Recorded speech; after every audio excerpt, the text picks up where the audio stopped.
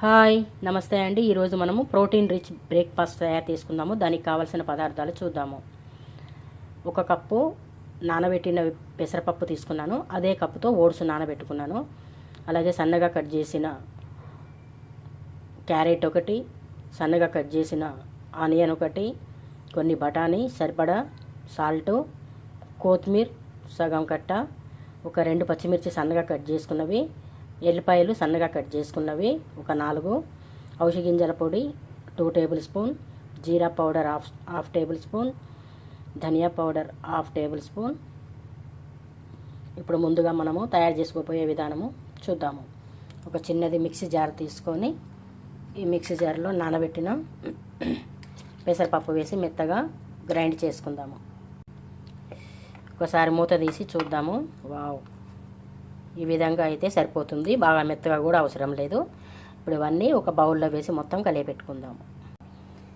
పెసరపప్పు గ్రైండ్ చేసింది ఒక గిన్నెలో తీసుకున్నాం కదా, అలాగే ఈ ఓట్స్ కూడా నానబెట్టింది గిన్నెలో తీసుకొని ఔషధ గింజల పొడి, ధనియా పొడి, జీరా పొడి అన్నీ వేసి, ఇవి కూడా అన్నీ వెజిటేబుల్స్ కూడా వేసి మొత్తం కలియపెడదాము. మనము చేత్తోనే కలియబెట్టాలి, స్పూన్తో అయితే మంచిగా కలవదు. ఈ విధంగా కలియబెట్టుకున్నాం కదా. ఇప్పుడు స్టవ్ ఆన్ చేసి ఒక పాన్ పెట్టుకుందాము. పాన్ పెట్టుకొని ఆయిల్ కన్నా కూడా ఇంట్లో చేసుకున్న కొంచెం వెన్న మంచిగా ఈ విధంగా స్ప్రెడ్ చేసుకొని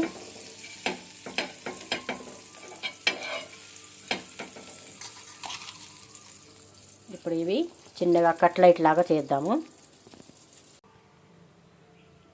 ఈ విధంగా కట్లైట్ లా చేసి ఈ విధంగా 1 బై 1గా వేద్దాము. ఈ విధంగా కట్లైట్ లాగా వేసాం కదా. ఇప్పుడు మళ్ళీ టర్న్ చేసుకుందాము.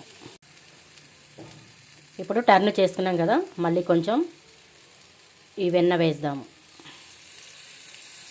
వేసి మంచిగా లైట్ బ్రౌన్ కలర్ వచ్చే వరకు మంచిగా ఫ్రై కానిద్దాము. చూడండి, మంచిగా లైట్ బ్రౌన్ కలర్ వచ్చాయి కదా. ఈ విధంగా కట్లెట్ ఇందులోకి ఒక పెరుగు చట్నీ తయారు చేసుకుందాము. ముందుగా ఒక మిక్సీ జార్ తీసుకొని 1/2 కప్పు పెరుగు, 4 ఎల్లిపాయలు, ఉప్పు, కారము, కొంచెం హనీ వేద్దాము. ఇప్పుడు మెత్తగా గ్రైండ్ చేసుకుందాం. ఈ విధంగా గ్రైండ్ చేసుకున్నాం కదా. ఇప్పుడు ఈ కట్లెట్ని ఒక ప్లేట్లో సర్వ్ చేసుకుందాము. ఇలా ప్లేట్లో సర్వ్ చేసుకున్నాం కదా. ఇప్పుడు చేసుకున్న పెరుగు చట్నీతో మంచిగా తినాలి, చాలా టేస్ట్ ఉంటుంది. హెల్దీ బ్రేక్ఫాస్ట్ రెడీ అయిపోయిందండి. మీకు నచ్చితే ఒక లైక్ చేయండి.